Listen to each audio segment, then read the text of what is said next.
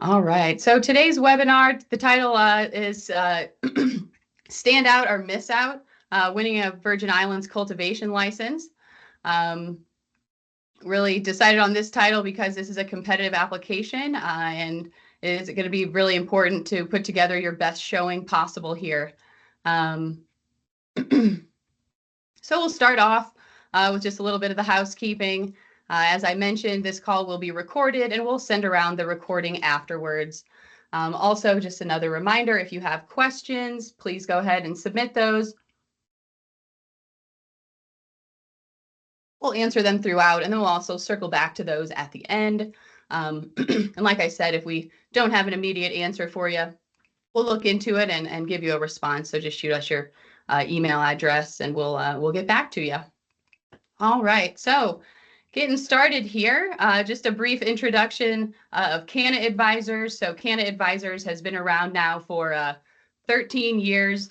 We have probably over, I'd say, 500 clients, and we've worked in 39 states, U.S. states thus far. We've worked in 3 territories and 7 countries on 4 different continents. So a lot of experience here, mainly focusing on business planning for specifically for cannabis businesses, focusing on license applications, business planning, financial modeling, and startup services. Really, everything you need from your, business conception all the way through opening your doors and getting started successfully. Our focus here is deeply on regulatory compliance.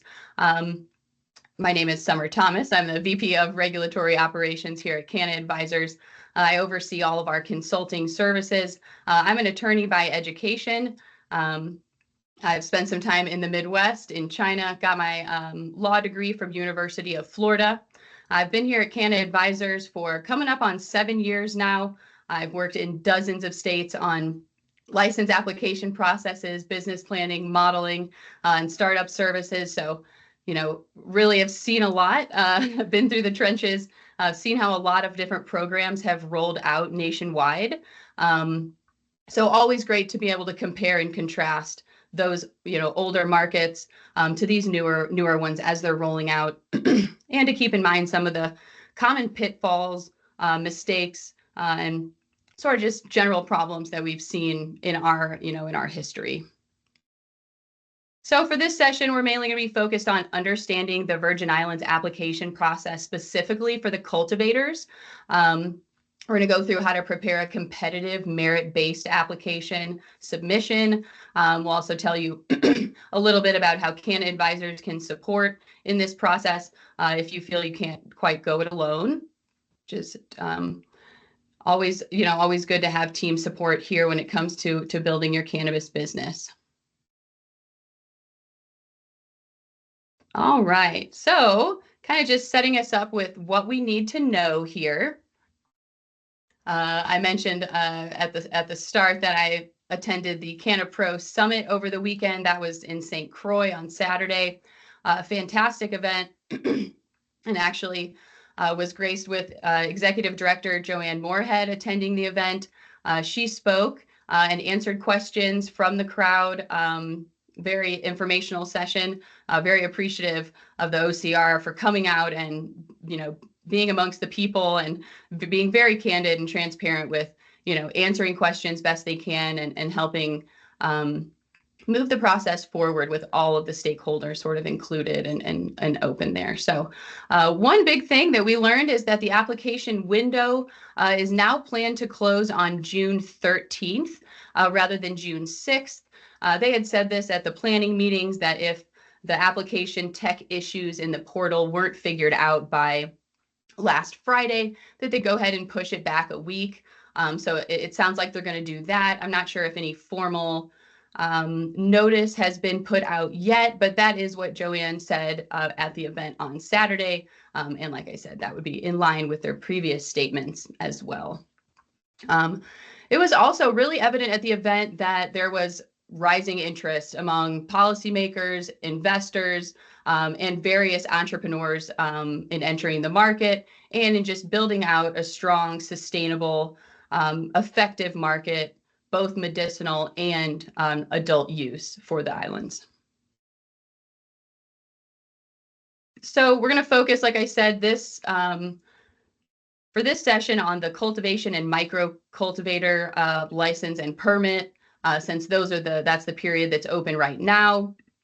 There are other licenses that will be available later on, namely retail, manufacturing, research and development, testing, and then additional permits like the micro cultivation, which is going on now, and then adult use lounge, cannabis use and temporary use permits that will probably be coming out on a rolling basis, but probably sometime later in 2025 for all of those. One other important thing to note here is that vertical integration is allowed. So you would be able to apply for a cultivation, manufacturing, and retail business. You could win all of those and be awarded all of those licenses on one island. We also have the license limits noted here. So this is very important as this is a competitive application process. There's a limited amount of licenses that will be awarded for retail and for cultivation. As we can see here, St. Thomas and St. Croix, same numbers with 7 dispensaries and 15 cultivation licenses. And then St. John, slightly less, of course, with their much less smaller population there, 3 dispensary and 5 cultivation licenses. As I mentioned, this is going to be a competitive merit-based application. The OCR or an outside third party will grade the applications based on the merit-based standards that they've provided in the regulations. They have said in their meetings that they expect to be impressed with the submissions, and that, sky's the limit as far as what you want to submit. If you want to submit a 100-page business plan or whatever it might be, that's your prerogative. So I think it will be highly competitive going into this, though there will be, some very high-level submissions, very detailed, with a lot of expertise, great locations with the funding, so it'll be just really important to put together a very complete and competitive application there. And one that's, of course, going to impress the regulators or the graders.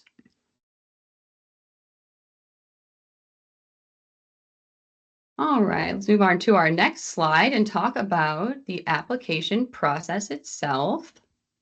So kind of course, just keeping our ear to the ground for more information on the license process. Right now, on the website, there is just a sort of simple informational, a few blanks you can fill in for your personal information and submit that to the OCR. There's not additional details right now about even the attestations or the business and compliance plans, but the OCR has told us that they're going to split the application process into at least 2 parts as of now. First part will be your basic info and attestations, and then the second part being your business and compliance plans. And they are planning to put out some sort of a PDF document that guides through the plans that you will need to submit. Again, with still some flexibility outside of that PDF, so it won't be exactly like we see in other states. Like maybe if you're familiar with Minnesota, in their round, they recently had a 4,000 character limit in their PDFs. They're very strict about it. You couldn't go outside that limit. You had to use the PDF. It doesn't seem like the Virgin Islands are going to be quite that strict with things, but they're going to provide a little more guidance with that PDF.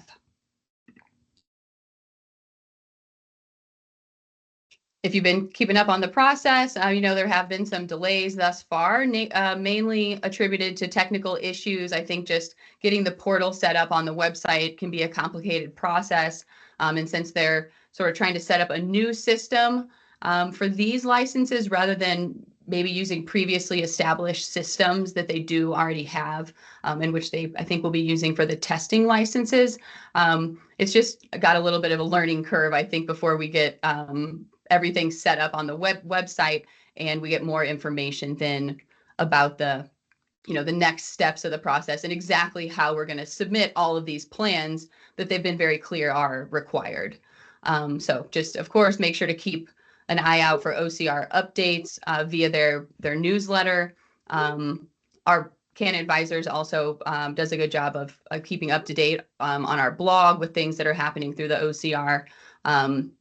You can check their website. It's a little bit hit or miss on current information there, but definitely, be aware of the dates that we already know and get working on those plans that we know are going to be expected, even if there are technical delays with the portal that are keeping it from being, entirely clear on the website side of things. I would say just don't let that get you, don't let you, be stuck in one place. Go ahead and complete your plans. Make sure you have your property and your partners and everything secured. All right. Additionally, for the application, Can Advisors has made a pretty comprehensive application checklist just to make sure that we don't miss anything, as we're working through the process. And we're happy to share that if folks want to reach out and have access to that application checklist. All right, so then let's go through some of the things that are on that checklist. First off, required documentation. We'll split this up into two parts. Let's first talk about the documentation that's required. That's more of a qualified, disqualified. You have to have it. It's not going to be scored, but it's required for the application. So these are just sort of a pass-fail. You need to have these aspects put together. So that's going to be things like fingerprints, your consent to the background check, personal history information, which is interesting. They want to know all your names and aliases, all of your mailing addresses for 15 years, and other personal information. So good to just start getting those things together now. So you're not, sometime in June thinking, oh, shoot, scrambling to figure out where you lived 15 years ago. You also want to submit business information, depending on your business type. You'll submit, operating agreements, names of partners, all of that information, as well as a capitalization table that lists the relationships between any corporate interests and owners of the business. You'll have to list all day-to-day operational control over the business. So folks that are maybe owners who won't be there in the islands running the business wouldn't be listed, just folks that are going to be running your cultivation on a day-to-day basis. They also would like to have all of your financial and controlling information and evidence that you're qualified to do business in the Virgin Islands. So some sort of your business registration there. Very important is the residency requirement. It's a 51% ownership requirement for residency. And you'll want to make sure to submit proof of that residency as well with the application. You'll have to identify civil litigation over the past 10 years, a description of your corporate structure, any outstanding securities that you have, and then again, like I said, a clear diagram showing that corporate structure that you're going to be using. For the application, they also request your source of funds for the operation. So usually that's going to be a bank account or some other loan, debt documentation that you have for the funding that's going to be contributed to the business. Along with having to name your specific property, you're going to have to give a diagram of your proposed location. Probably will want some sort of an architect or designer to help with this. It'll show all the areas of ingress and egress, where your cameras are. So probably will have some sort of a floor plan and then maybe a separate security overlay to show the boundaries of the premises, all the rooms that you have inside, and just kind of give a general bird's eye view overview of the premises. For that premises, you'll have to submit your proof of possession. So usually that's some sort of a deed or a lease, something showing that the business that's applying here has the right to use the property once they're licensed. You'll need to have an EIN, Federal Employer Identification Number, for your business. And then, of course, you'll have to remit the required fees. So all of those things are just pass-fail. You'll have to submit all of those. They won't be graded on a point scale, but crucially important, of course. Like I said, if you don't get those, then you may not be able to even, move forward or be considered in the merit-based process. So those are the required documents. I think one thing to note here about these is that the OCM hasn't been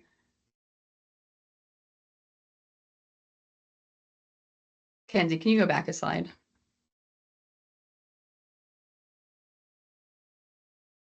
Yeah, that one. I think the OCR hasn't been entirely clear on how to provide evidence for some of these documents. So I think just using sort of industry standards as well as asking the OCR for additional information, if possible, on what you should submit along with for these documents. And then all right, well then let's get on to the merit-based application sections. Those are all pretty cut and dry. It's just important to start getting a head start on those so you're not scrambling at the end to get together personal and business information. Okay, so onto our merit-based scoring and a little bit of sort of what the OCR is looking for here. Keep in mind, this is a 1,000-point scoring system. So really no shortcuts. You'll have to answer all of these to the best of your ability. It will be competitive, so you'll be scored against other applicants for the best and most complete plans. At this point, there's no formatting or length guidelines. Like I said, the OCR says they want to be impressed. They've also said that if you want to submit a 100-page business plan, you can. I probably wouldn't recommend it. They don't want to spend all day reviewing one business plan for one applicant. I assume they're going to have a lot of applications to cover. So, I think be concise, be efficient with what you're saying. Be sure to answer the questions exactly as the OCR is asking them. So it's one of the biggest things here.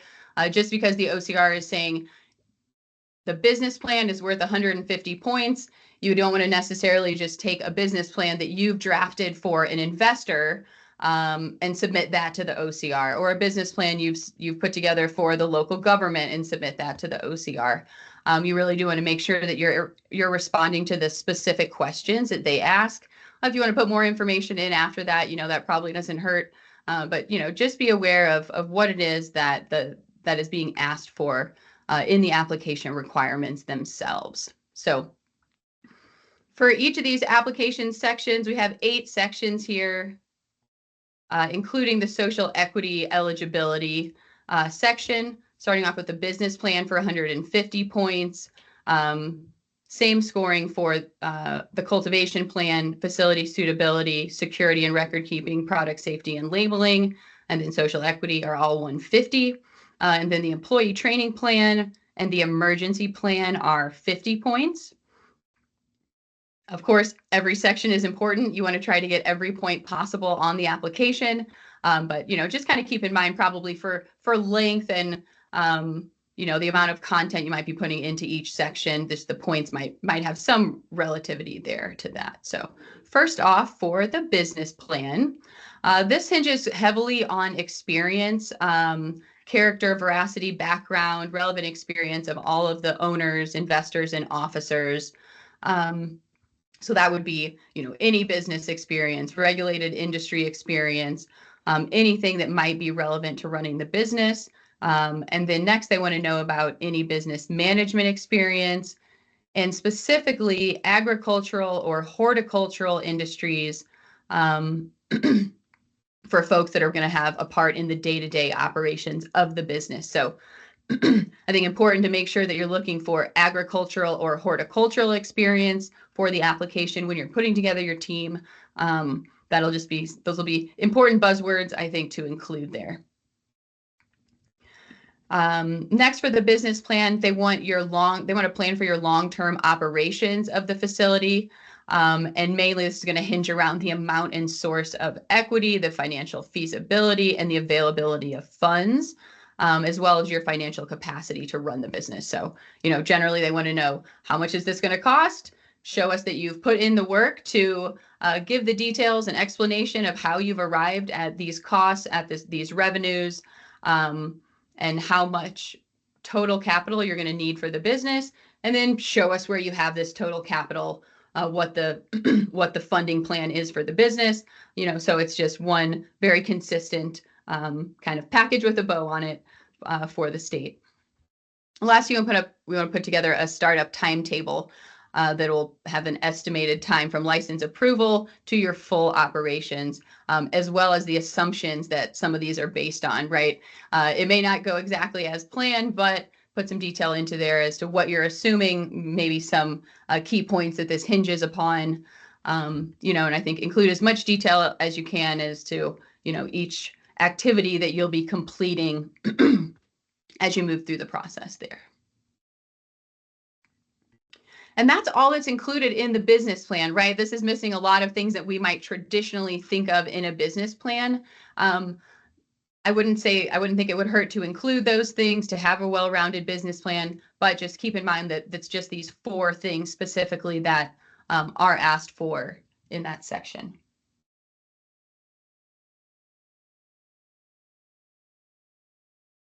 All right, moving on to our cultivation plan. Again, this one's 150 points. First off, a plan to provide a steady, uninterrupted supply of cannabis to dispensaries and manufacturers. So, really want to think through your processes, what you're going to be doing to make sure that you can stay operational, maybe some risk mitigation techniques, or things like that you might be implementing in your processes. Next is a thorough description of your cultivation methods. So, all of your media, your lighting, maybe some of your timing and cultivars, things like that, that you may include there in your with your cultivation methods. And again, would like to have a description of experience with cannabis plants or agricultural products. So again, it will be important to have somebody on your team, excuse me, with that hands-on experience. And then last, for the cultivation plan, essentially they are asking for a quality assurance plan, procedures and processes to ensure the quality. So, and including the purity and consistency of the cannabis. So yeah, some sort of SOPs there for quality assurance and quality compliance, I would think. All right, next section, then moving on to property. This is your suitability plan for the facility. First off, just your standard suitability plan for effective and safe cultivation. So they have a few things detailed there, just make sure to hit on at least all of those. After suitability, they asked for sufficiency, so pretty similar there, but they asked for a few different specific details when it comes to sufficient size and layout of your facility. That's geared more towards your stages of production, maybe sizing of those rooms and things like that. Transport also included there if applicable. Then your capacity to cultivate the proposed amount of plants and maintain your capacity. So again, that's just showing that you're going to be running a consistent business and different practices you're going to put in place so that you can continue fulfilling orders and keeping the lights on. Next is your environmental plan. So for a cultivation facility, and especially here in the islands, that's going to be really important, minimizing your carbon footprint, just keeping in mind and detailing your environmental impacts and your resource needs, and just showing that you've thought through those specifically for where you are. Obviously, a cultivation facility in Minnesota is going to have a different environmental impact and considerations than you're going to have, obviously, in the island. So. Last up then for the cultivation are your standard operating procedures. Just generally, that are in compliance with the act and the rules. That one's probably got a likelihood of being the longest and most unruly section, I would think, for the OCR to grade. They don't detail exactly what they want there, so sky's the limit. Next up is the employee training plan. This is one that's only 50 points. So they want to know your adequate staffing and requisite experience for each position. They want an employee handbook, and then they want a plan for a beneficial or a safe working environment. So pretty standard there for the training plan. Definitely things that are important for every business and things that I'm sure you're already thinking through as you're building your team and getting that experience that you need together. All right, next is the security plan. Security plan, I think very important to have an expert in security and regulations in the cannabis industry, especially to help with security. And then also you'll need someone to help with probably the placement of your cameras in your premises diagram. So keep that in mind as well. So overall, they would just want your first general security plan, some details about local law enforcement, about your vault, storage, your plans for record keeping and tracking inventory, of course, a plan for destruction and disposal, and then any plans for transport of cannabis as well. So that's going to be your security plan and record keeping plan all combined into one. So of course, a lot of very important information packed into that one plan.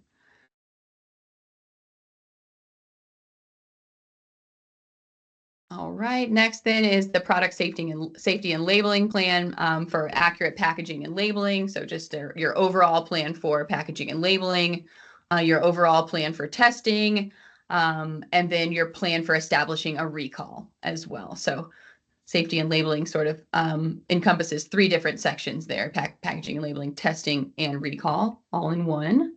And that one again is 150 points. All right, then the last written plan is the applicant's emergency plan. This is 50 points, and this is just going to be your plan for times of a disaster, any natural or man-made disasters, just your SOPs and how you're going to proceed, what backup plans maybe you have in place, how you're going to notify the OCR and your other partners and employees and things like that. So an emergency plan, of course, extremely crucial in the island since they are seeing, hurricanes and things like that can be knocking out power and whatnot. We'll talk about that a little bit, touch on that a little bit in a minute. Okay, and then last up, the applicant's eligibility for social equity. So this one's really crucial. It's 150 points. It's pretty make or break to the application scoring since it's such a big chunk of the points, 150 out of the 1,000. So I think, really almost have to, find a way to qualify for social equity, find some teammates. The OCR has said that you can have different social equity qualifications. So, if someone qualifies under a charge, and another person qualifies under a disabled veteran or being a woman or what have you, you can combine those different ownerships to get to the required 51%.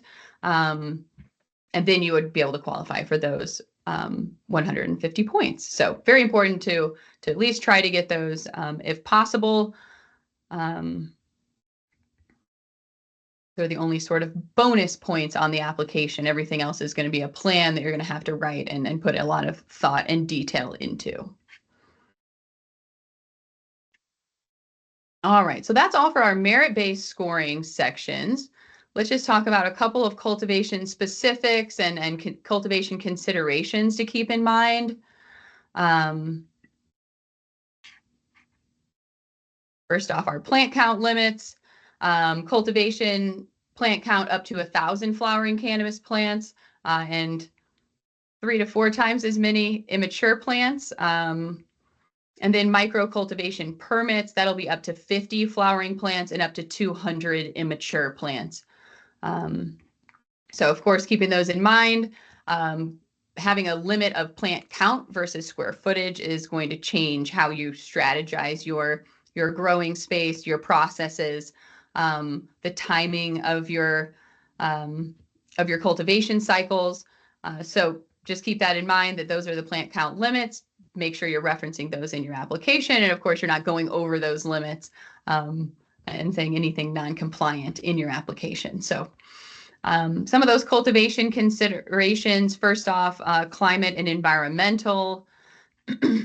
Pros, there's abundant light, warmth, and long growing seasons, but also there on the other side, high humidity, rainfall, and storm activity that you really, can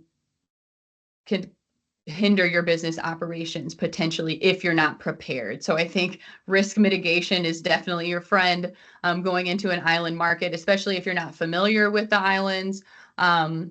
Really need to, I think, get the help of a local and someone who really understands the area, to help with risk mitigation and navigating some of those climate or environmental issues that you might face. So, things like IPM programs, humidity control, of course, and hurricane resilient infrastructure will be really important to your strategy there.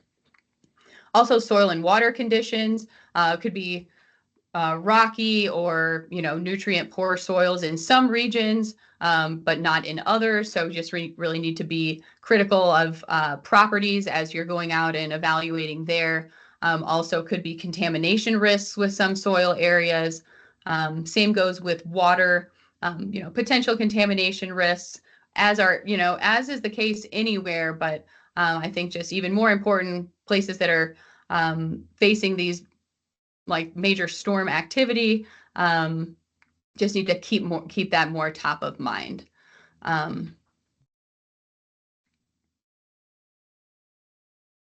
All right, let's see. I'll mention when I was in St. Croix, I was able to see some of the refinery, the I think Lime Tree Bay refinery, and talk to some locals about the environmental impact out there. And that just, there are some concerns about soil contamination and things like that, water contamination. So, I think comprehensive site due diligence is just really important. And of course, having your filtration and offsite water sourcing, other options where necessary there. All right, another cultivation consideration would be energy access and facility design. Again, for energy access, Hurricane Maria, I think it was 3 months about that the island was out after Hurricane Maria in St. Croix at least. So you really need to make sure you're backup planning for that. Do you have a generator, battery backups, maybe even solar, or you're just considering every option that could be out there to make sure you're putting together the most efficient and reliable system that you can. Also corrosion resistant things, storm rated building materials for construction, and making sure that you're integrating those things into your financial plans and your different projections there. So kind of all interrelated. And I think, kind of just the overview of risk management, risk mitigation definitely is going to be a big part of the strategy, as it is with any cultivation. All right, then lastly, just zoning, premises, and then your local integration. Of course, you'll have to have compliant premises that are properly zoned.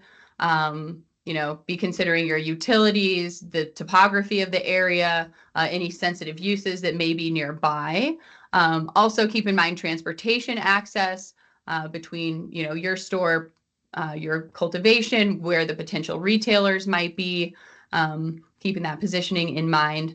And then I think, really crucial is community engagement. As it is anywhere, you want to have a feeling of local collaboration. You want to be involved in the local area. You want to be supporting local groups and giving back to the community, so that you're not just, not just building, not just making money from an area, but also giving money back to an area. Obviously creating jobs, and I think also providing additional safety in some areas. As we know, cannabis dispensaries, cultivations can move into an area, and with their high-tech security system, guards on the premises can make the area safer. So I think it's important too to lean into that and to, think of all the ways that you are going to help improve the area that you're looking to move into. Not just evaluating it for all the ways that'll be a perfect cultivation, but also the ways that you can give back in that area as well. All right, so let's see. That's all of our cultivation considerations. So let's just talk as we wrap up here a little bit about our strategies for a competitive application. Of course, clarity, attention to detail, and alignment with the regulations. Mostly these applications should be a big test of whether or not you read the regulations and you understand them and you know how you're going to apply those regulations to your business processes, and roll out a sustainable business that's suitable for the area. In doing that in the application, we want to make sure that we're answering the questions that the regulators are asking. We're being very straightforward, very blunt with our responses, letting them know exactly the information that they want, not trying to hide the ball, and just making sure that we're not proposing anything that's non-compliant with the regulations. So the OCR will turn back around and they'll look at these application promises that are made when they're inspecting the facility, and they'll want to make sure that you followed through with all the promises that you've made in there. So, make sure it's clear what you're promising and that, you may not be putting something in your application that you don't really want to do down the road. So I think also being very localized and tailored with your plans is going to be important. Like I said, getting to know your local community, giving back to your local community, showing ways that you've already been contributing would be ideal for the application. Really won't be able to use just like a template application for this. I think it really needs to be specific to what's going on in the local areas. And each island is going to have different considerations as well. For this application, because they are asking for your source of funding, you're going to want to have a strong financial and operational narrative that ties it all together. If you are planning this grand facility that's the most high-tech thing you've ever seen, then you're going to want to have the finances to back that up. If you don't have finances, then you may want to scale back your plan to whatever is reasonable and you could fund at this point, or show sources of funding for on the application. So just make sure those are aligning. And then on the same note, consistency, not just with your financial and operating plans, but throughout the entire application.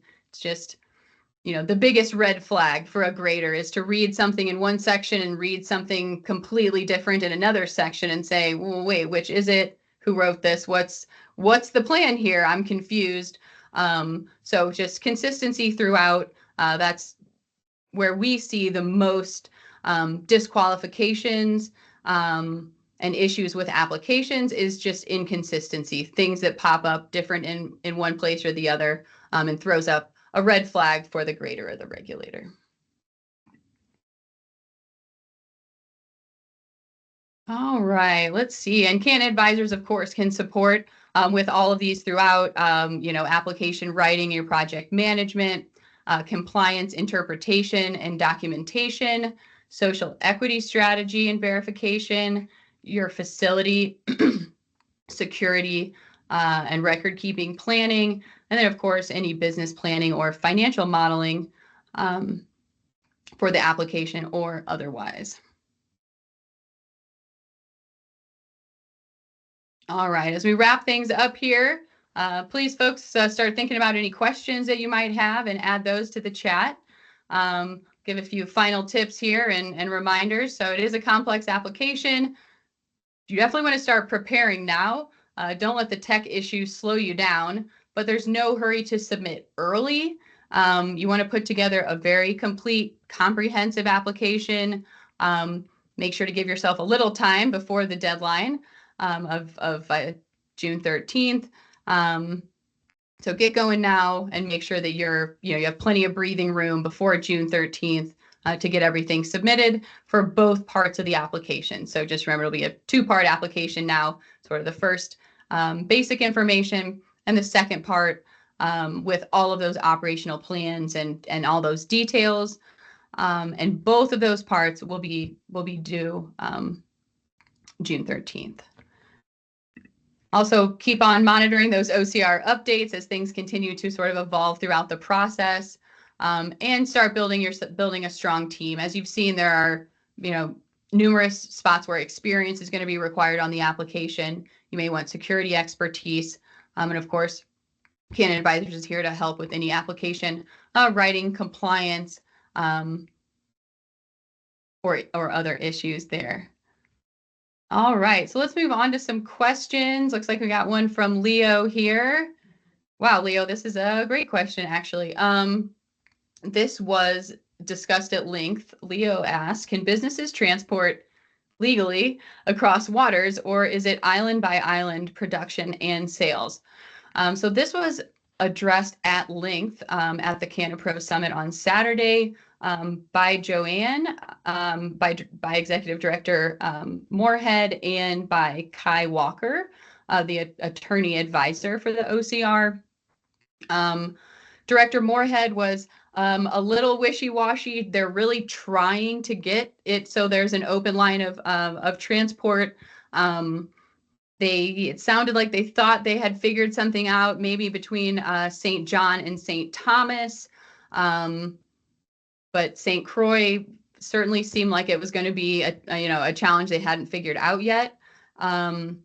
And then Kai Walker, the attorney, came on and said, no way, we're never going to get one. We're not going to get a federal okay. The federal government is not going to say, oh, sure, that's great. We'll allow it, right? The programs overall aren't really given the stamp of approval.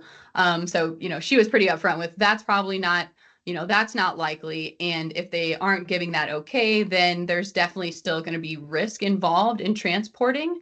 There are some other jurisdictions who have inter-island sort of transport over waterways in Alaska and Massachusetts, and they were aware of those, but they had kind of been untested and weren't sure really that they could rely on those quite yet.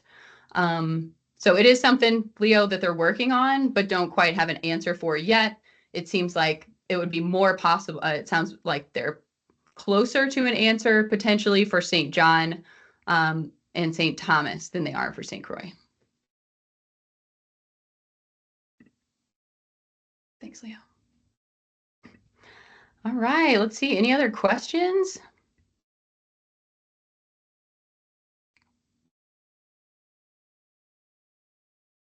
All right, well, I guess you all are probably ready to get going on your applications. Definitely, if you have any other questions, reach out, let us know. We're always here to help, give any guidance that we can.